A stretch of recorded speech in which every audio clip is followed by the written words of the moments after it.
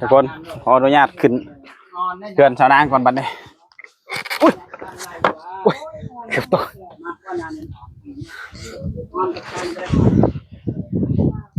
เบิ่งประเด็นอย่างไร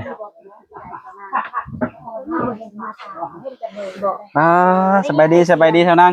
สบายดีตัวครั้งแรกใช่ขออนุญาตเนี่ยเงียบเนี่ยมาแต่ใส่มาแต่พาผู้ตู้ไปเลาะบึงหน้าเลาะบึงเขาสาวนางงามบ่นั่นแหละไปสำรวจมาก่อนเราก่อนที่มาอยู่แม่นฮากระตาผู้บ่าวมาเก็บข้าวซอยชนะเห็นยังไงอันนี้ชีนี่บ่อันนี้สิต้มกระปุ้นโอ้จำกระปุ้นสุกินบ่เนี่ยโดยคนชนะบ่สิจำเขาหันว่าสาวนางบ่แม่นสาวนางไผสิตามกับสาวนางได้กินฝีมือสาวนางได้ทุกคนบัดนี้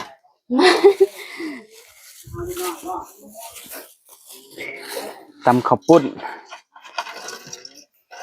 เป็นได้เดี๋ยวนี้ความหักไปฮอดใส่แล้วสาวนางยังบ่ได้ฮอดใส่นำยังบ่มีแต่เขามีหั่นน่ะมีเบอร์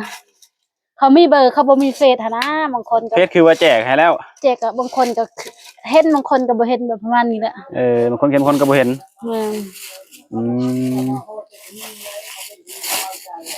ผู้บ่าวยังโทรมาอยู่บ่เดี๋ยวนี้ไงก็หลายคนอยู่หลายเขาโทรมาทางเบอร์เนาะนี่ก็ทางเบอร์อาจจะหลายทางเฟซอาจจะบ่มีเนาะทางเฟซยังบ่มีแต่ทางเบอร์เนาะป้ามันสิบ่อยู่เด้อหักเนาะไงหักเนาะหักรถตัดรถผ่าพันรถผ่าพันรถใช่ว่าผ่าห้องสิเคียงแล้วก็พันรถเลยยากหลายห้องให้รถบ่ได้ล้างรถเลยบ่ได้ล้างเนาะอันรถมันต้มแล้วก็จังล้างใหม่อยู่แม่จะบ่ยังสิล้างอยู่ต้มมาก็ต้องถอกใส่น้ำมาต่างหากอีกมันยาวพ้นเนาะตัวนี้ก็ตัดเนาะโอ้หยาบเนาะก็บ่เขาชนะเฮ็ดแล้วบัดนี้ชนะเฮ็ดแล้วทีนี้นายแล้วชนะเฮ็ดแล้วได้สำนี้เนาะ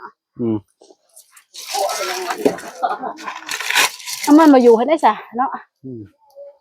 ตำรวจบันเปื่อยจังได๋ก็มาลงให้มันแหละจะกินจังชนะนี่แม่นต้มกระปุ้นจะกินสู้ผู้บ่าวบ่คือไปได้นี่สู้ผู้บ่าวนั่นแหละพอได้นานคนสิมาหานี่คนหนักบ่คือไปได้เพราะว่านานสนิทพอละคนโทรมาหนักบ่คือไปได้บ่แล้วบ่มีโทรศัพท์ผู้บ่าวมีโทรศัพท์มาแบบเซอร์ไพรส์ว่ะแล้วมาแบบบ่ฮู้ตัวเลยมาแบบบ่ฮู้ตัวเนาะแม่ให้กินซ่าหน่อยนึงโดยเลยเฮ็ดชาหน่อยนึงสภาพเพื่อนสาวนางก็แบบนี้แหละเบิ่งใน FC นี่คือบ้านของสาวนางเนาะตัวนี้แม่นเพื่อนสาวนางแบบนี้แล้วแต่ละมื้อก็สาวนางบ่เฮ็ดอยู่ให้กินแม่นึงเทื่อก็ข่อยนึงเทื่อก็พ่อแม่เนาะตัวนี้กันเนาะยันเฮ็ดบ่ถูกใจเขาผู้ใดอยากเฮ็ดนะผู้ใดว่าแล้วกันนะแต่ว่าจะกินอะไรเฮ็ดเอานั่นเองมันบ่แม่นผู้ใดอยากเฮ็ดเอาผู้ใดบ่อยากก็แบบไปก่อนเนาะออกบ่เบิดมันเลยมันเลย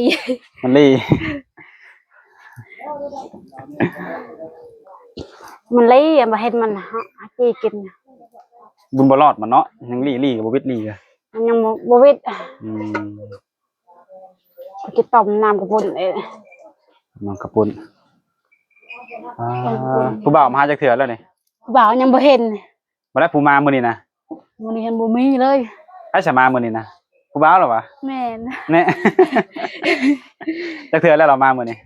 ตั้งแต่เรามานี่แล้วมาหั่นบ่แม่น2เทื่อมื้อซื่นนี่มื้อซื่นมื้อซื่นนี้เราก็มาหาลืมบ่วันซื่นนี้เรามาเบิ่งจะพาเพื่อนสาวนางแล้วนี่แหละตกลงกับเราแล้วบ่คือไปได้นี่ยังบ่ฮู้เนาะตัวนี้พ่อแม่ก็ยังบ่ได้ตกลงพ่อแม่ว่าเวลาเบิ่งกันก่อนเนาะแม่สาวนางว่าเบิ่งกันก่อนแม่นสำหรับสาวนางนี่จ้ะมันสำหรับสาวนางก็เบิ่งกันก่อนเนาะว่าทุนหาเอาไปแล้วแบบยันมันบ่ดีหั่นนะถ้าเวลาก่อนคบเบิ่งกันก่อนเนาะเ ลาเป็นขอพิสูจน์เนาะ แม่น สิใช้เวลาโดนทำได้ซะนะ หากระเบิงก่อนเนาะคบกันก่อนหากระเบิงนิสัยนี่ยังบ่ฮู้ นิสัยใจคอกันก่อน แม่นยังบ่ฮู้เนาะ อืม อยู่ว่าสนางมีคนให้เลือกหลายบ่จักบ่ บ่ยังบ่มีตัวนี้ เด็ก พวกง่ายบ่คนไผนะนี่คนไผเนาะไผมัน สนางบ่ซุมใส่กันมันหดบ่ นะมันยังก็อ่ะ บ่ซุมไฟใส่กันให้มันลุกมันทุกไว เด้ล้างอันนี้ หาเวียกงานชนะอีกแล้วมื้อนี้เนาะ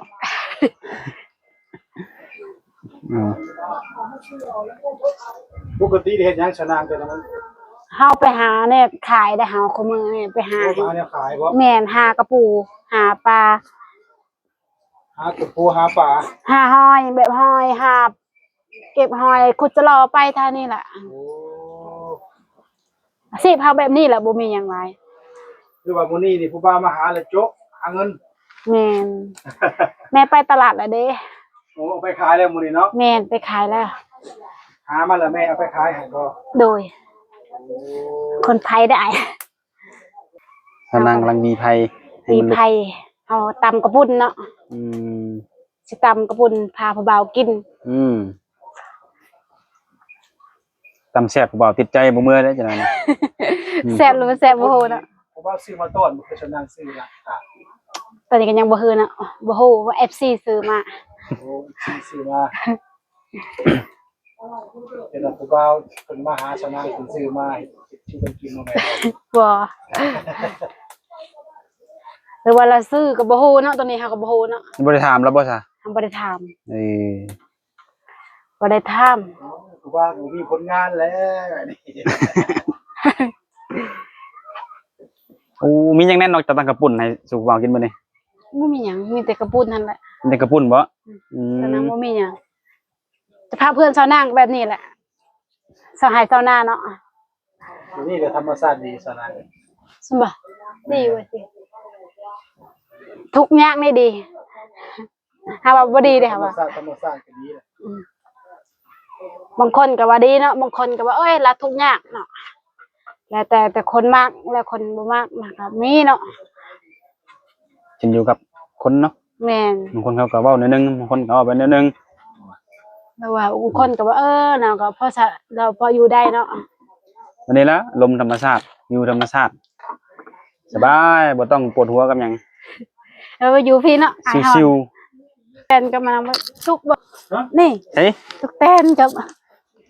โหดตะกะแตนตัว โอ้แจ้งแล้วก็มีบ่สนาง แม่นสุกหรือบ่สุกบ่ซิมเบิ่งอายข้างอาย ให้ชิมอีกบ่ได้ก็ ซิมเบิ่ง สนางปวดสุกแล้วก็สุกเลยเนาะ ยันมันกินบ่ได้ยันบ่ถึงแก่สุกหรือบ่สุกเนาะ มันยังอันนั้นนะ ทุกแตนก็มาก่อ มะกอโอ้ คลอแคลได้มาก้อนนะสนาง อร่อยนอนทุกคน นี่จะพาเพื่อนสาวนางน้ำกินอันนี้เนาะ สนางกินน้ำยัง ตอนทับผู้บ่าว น้ำสร้าง กินน้ำสร้างหวานได้น้ำสร้างเนาะ แม่นจะพาเพื่อนสาวนางคือว่าน้ำสร้าง อืมรีวิวได้บ่เนี่ย ฮะ รีวิวได้บ่ ปิวค่ะ รีวิวได้รีวิวให้ถ่ายให้ FC เบิ่งนี่ รีวิวได้เลย อืม เบิ่งเลยสาวนาง โดยโอเคนะ สาว ทุก นา ค ง น ฮับได้เนาะ อันนี้คือขอ เขาว่า อนุญาต เขาฮับได้ ทางสาวนาง เฮา แล้ว ก็ฮับเอาเนาะเขาฮับบ่ได้ก็บ่เป็นหยังเนาะ โดยขออนุญาตนำ เพราะ เนาะ ว่าเพื่อนสาวนางมันจนบ่ได้ลุก โดย ตัวนี้เนาะ อาชีพประมาณเนาะทุกคนเนาะบ้านของสนางเพิ่นอยู่ปัจจุบันนี้ แม่น มีพ่อมีแม่ แม่น มีเอื้อย โดย แล้วก็มีลูกเนาะ แม่น อื มีลูกคนหนึงเนาะ โดย สาวนางเป็นแม่ห้างผู้ใดฮับได้ก็ฮับเอาฮับบ่ได้ก็บ่เป็นหยังเนาะเป็นหมู่กันก็ได้ โดย สภาพเพื่อนแบบนี้แหละ คือก็เอาขออนุญาตจากสาวนางแล้วเป็นที่เรียบร้อยเนาะตัวนี้เนาะ เบิ่งเฮือนสภาพเพื่อนสาวนางเลยเบิ่ง บ่ได้บ่สาวนางนอนจ้ะ บนนั่นบนสาวนาง โอ้นอนนอก แม่น อืม อันนี้คือบนอันนี้น้องอันนี้บนแม่นี่บนแม่เบิ่งนี่มุงแม่ค่ะ มุงขาดเนาะ สภาพนอนบ่มีดอกไผ่ก็นอนไปแหละแบบ เอ้า ดอกไผ่ยี่เฮือนก็บ่มีเด้ ผมมีไฟบ่เนี่ย บ่มีพัดลมก็บ่มี เอาเลย นอนแบบธรรมชาติ เอาตะกี้คือว่ามีผู้นี้ซะ มีแต่ตู้เย็นนี่แหละ เออ แบบมีก็มาตายแบบมีแหละมันตายบ่มีเงินซื้อตัวนี้ก็เลยไป อืม หาก็ต้องหาไปก่อนเนาะอยู่ไปก่อน โดย มีนะสนางเนาะ หาก็มี โอ้คือไฟบ่ฮ้อนๆเนาะ เฮาบ่มีแบบเฮาก็อยู่ไปต่อแล้ว เอา บ่ได้รวยจนเนาะผู้ใดรับได้ก็รับเอาเนาะสาวนางก็โสดมาหลายปีแหละโสดมา จุด ปีละ 6 โสด6 ปี แม่นฮอดปีหน้าก็7แหละ ปีหน้าก็7คือว่า2027นี่ก็7 ปี แม่น อืม อายุก็25 26 อา ล่ะ ยุ25 26ปีเนาะ แม่นเจ้านี่ก็ปีนี้ก็25อาจจะปีหน้าก็26เนาะ โด ต่อย หาผู้บ่าวได้สานาง แม่นสิเฒ่าเลยเนาะ สิเท่าแล้ว ก็อยากได้อยู่เปิดใจหาผู้บ่าวอยู่ตอนนี้ก็ยังบ่มีเนาะ อืม ว่าผู้ใดรับได้ก็รับเอาบ่เฮือนสาวนางแบบบ่ได้รวยเฮือนสาวนางจน โดย คือว่าคันว่าอยาก ถามหนึ่งเวลาฝนตกฟ้าลมมาเป็นได เปียกเบิด เปียกบ่ แม่น มันอยู่บนนอนนึงก็เปียกบ่ แม่นอนไปแบบนี้แหละ โอ้เอาผ้ากันลบฝนอยู่ใช่ซะ เฮาบ่มีเฮาบ่ได้หลบแล่นข้างฝนเลย โอ้ พ่อแม่ก็เปียกฝนแล่นไปอยู่เฮือนน้อย สมมุติว่าเวลาฝนตกนี่คือต้องได้ แม่น มาอยู่บนนอนนึงก็เปียก เปียกเบิดเฮาก็เลยนอนไปเฮาบ่มีเด้ บ่นอนกับบ่นอนเปียกกับนอนบ่ แม่น นอน เฮาก็ต้องสู้เด้เฮาบ่มีเฮาก็เลยนอนไป โดย ขนาดร้อนก็ยังนอนไปเนาะมันบ่มี เสื้อพัดลมมือถือเนาะสานาง บ่มี พัดลมยังก็บ่มีเนาะ พัดลมบ่มีหยังก็บ่ เพราะ มี ว่าใส่วีจัดแบบ เฮามีแต่วีก็เสื้อผ้าคันละคันว่าวีกันเนาะ เสื้อผ้าใครเสื้อผ้ามันละคันว่าอยาก ผู้ใดฮ้อนเนาะ แม่นมันบ่มีเนาะ เฮานอนอยู่มันอากาศมันฝนปานใดที่เฮ็ดอยู่ไอ้คน มันบ่มีเนาะมันก็อยู่แบบเท่านี้ บ่ฮ้อนปานใดที่ ก็บางเทื่อมันก็ ช่วงนั้น ฮ้ นะ อ จ๊ะช่วงเดือน3เดือน4เดือน5นี่นะ เฮาก็นอนแบบซั่นแล้วมันบ่มี มันบ่ฮ้อนอันนี้บ่ ฮ้อนในใจหันฮ้อนแต่เฮาบ่มีเฮาก็เลยนอนไป แบบอยู่ซำแบบบ่มีเนาะว่าแล้วก็ แม่นว่าจะพื้นใจก็บ่มีเงินซื้อตัวนี้หั่นก็เลยอยู่แบบธรรมชาติเบิ่งเฮือนนี่ก็แบบผ้าหัวเบิด ฝนตกนี่คือเปียกหมดอันนี้เนาะ เปียกเบิด โอ้ ขนาดพัดลมนี่ก็เปียกจากมื้อได้แล้วมันสิตายเนาะ มันบ่มีบ่อน้ำแม่นก็เลยแบบอยู่ไปธรรมชาติเท่านั้นแหละ โดย เพื่อนตัวนั้นก็เปียกเพื่อนตัวนี้ก็เปียกเพื่อนดินก็เปียกได้ เปียกกันบ่ มันหัวอยู่ โอ้เรือนหลังคานี่บ่ดีแบบมันหัวเนาะ อืมตอนนั้นก็แบบลมพัดแล้วก็มันแหละหัวหน่อยนึงก็แล้วมันก็เลยเปียกหน่อยนึงเปียกเบิดนะเกินเจ้านางตัวใดก็แบบสร้างก็เลยแบบอยู่ไปเนาะพ่อแม่แบบพ่อแม่เฮาบ่ได้รวยแต่กี้เนาะ คันว่าพ่อแม่รวยแต่กี้อาจจะแม่นตัวนี้ฮะ โดยลักษณะก็บ่ได้ไปหาเรียกทางไหนบ่ซั่นจังได๋ ตะกี้เจ้านางไปเนาะแต่ตอนนี้ก็เมื่อแล้วตะกี้เจ้านางไปเวียงไปหาเงินเนาะไปหาเงินซื้อได้แล้วก็ได้แล้วกลับมา โอ้หังสิได้แล้วกลับมา แม่น อืม ตอนนั้นก็ไปหา ไป เงิน นี่เคยไปบ่สานาง ไทยก็ไปได้แต่ว่าเจ้านางเฮ็ดงานบ่ได้ตัวนี้ฮะ ถึง ถ้า นั้น ไป นัก แต่ บ่ ยังน้อยๆพุ่นเฮาก็ยังบ่ฮู้หยังเนาะ ตอนใหญ่นี่บ่ทันไปจักเทื่อ ยังบ่ได้ไป